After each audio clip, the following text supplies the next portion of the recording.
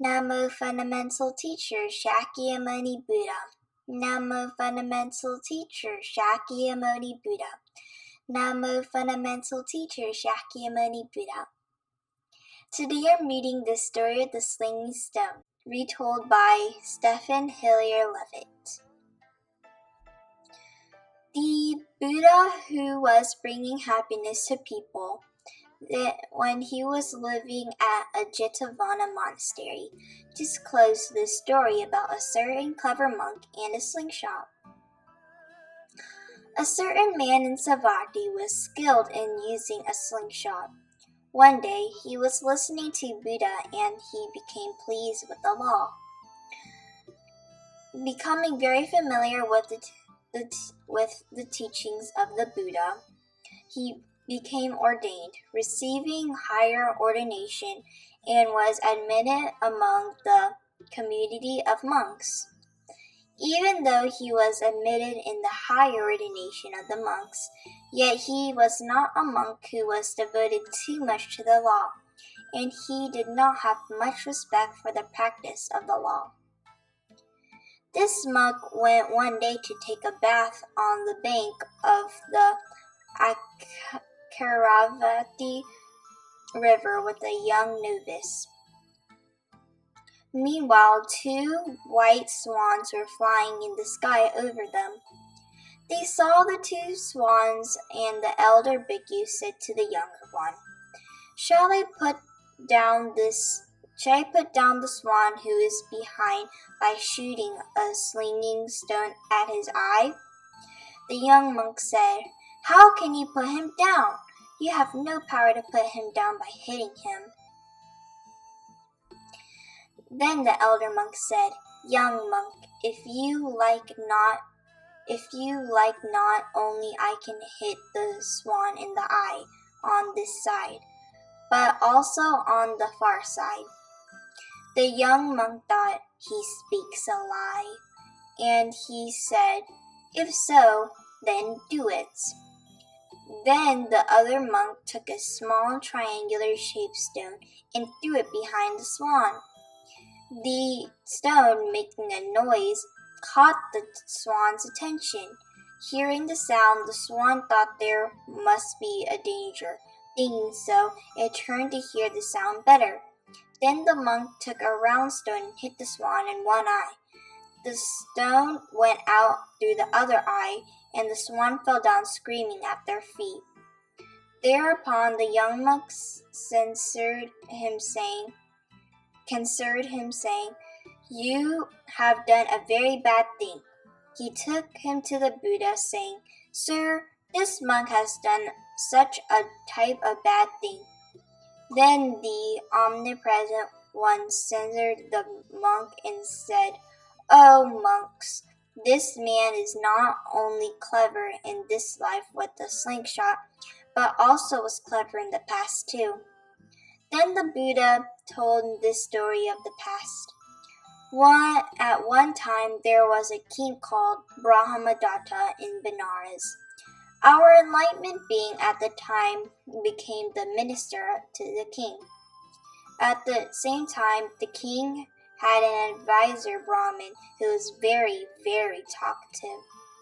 He was a chatterbox. When he started to speak, he did not let others speak.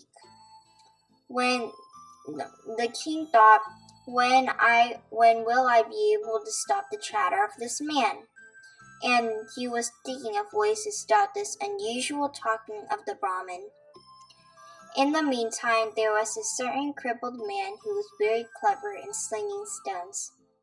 Children in the city put this crippled man on a cart, took him near a spreading banyan tree that was by the city gate, and kept him there under a large shady banyan tree.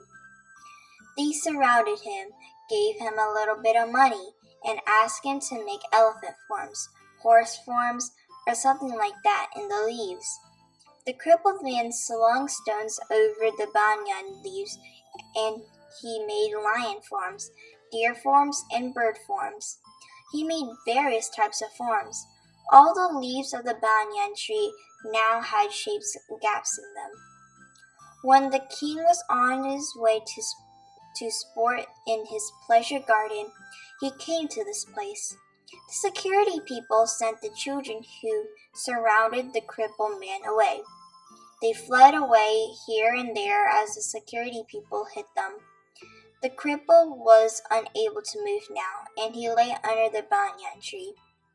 When the king came to the banyan tree and saw that the leaves of the tree were shaped with gaps, and that the shade was no longer perfect, he looked up at the tree sitting on his chariot and saw that all the gaps were in elephant shapes, lion shapes, horse shapes, and the like.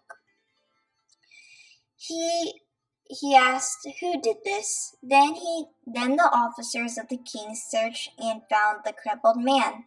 The king thought this man would be a very good help to stop the talkativeness of the Brahmin. The king's officer saw the crippled man lying down under the tree and said, "Your lordship, here is the man," and they showed him the cripple. The king summoned him and asked all this retinue to go away. He said, "I have a talkative Brahmin in my court. Can you make him silent?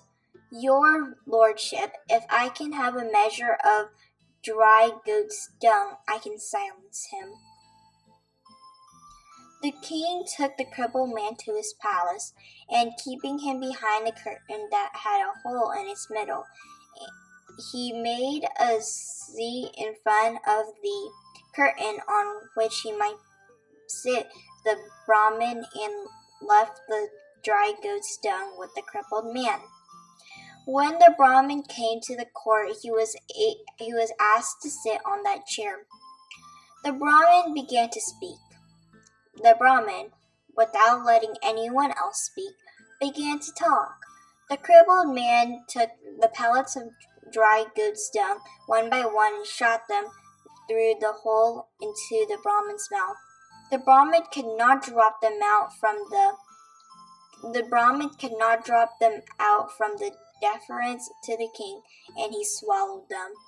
The dry goat's dung that was about a measure's worth went into his stomach. The king thought, "He may not be able to digest this dry goat's dung."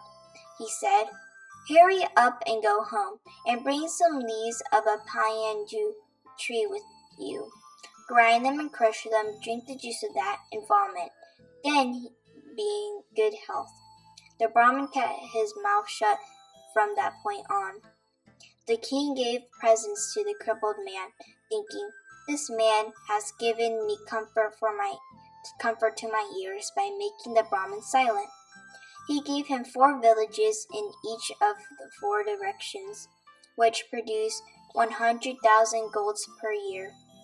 The enlightened being came to the king and said, "Your lordship, education must be obtained by wise people in the world. Even the crippled man, having learned to sling stones and being skilled in this art, has gotten such an immense wealth. Therefore, your lordship, look at this crippled man using dry goat's dung who has gotten so much wealth. The advantage of education is endless." He emphasized again and again the value of learning. Lord Buddha, the Master, disclosed this Dhamma sermon and ended the story of the Salikataka Jataka, the story of the slinging stone. The cripple at the time was a monk who killed the swan. The king was the venerable Ananda. The wise minister was the fully enlightened one, who am I, the teacher of the 3 worlds. The moral is whatever you learn brings you wealth and happiness. Here are the quotes of the day. Your worst enemy cannot harm you as much as your own unguarded thoughts. Your purpose in life is to find your purpose and give your whole heart and soul to it. May every living being, our minds as one and radiant with light, share the fruits of peace with heart of goodness, luminous and bright. If people hear and see how hands and hearts can find and give in unity, may their minds awake to great compassion, wisdom, and to joy. May kindness have a reward. May all who sorrow leave their grief and pain. May this boundless light break the darkness of their endless night. Because our hearts are one, destroy the painters into paradise. May all become compassionate and wise. May all become compassionate and wise. Namo Fundamental Teacher Shakyamuni Buddha. Namo Fundamental Teacher Shakyamuni Buddha. Namo Fundamental Teacher Shakyamuni Buddha.